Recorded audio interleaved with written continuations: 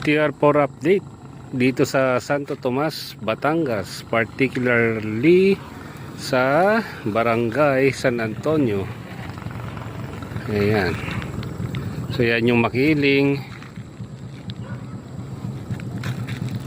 Yan yung papuntang Kalamba. Ito naman yung papuntang San Pablo.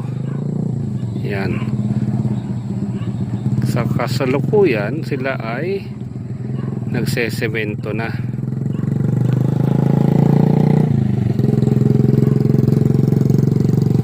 Yan, sila ay nagsesemento dun. Tapos ito yung mga bakod na kanilang gagamitin. So ito ay, ang tawag dito ay precast concrete. Ito yung magiging bakod para hindi sila or hindi makapasok ang ibang tao sa loob ng expressway. Yan, ito naman yung precast na poste. So ibabaon nila yan. Yun yung bakod na nakabalagbag.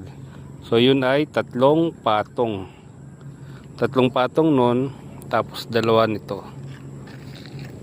Ayan.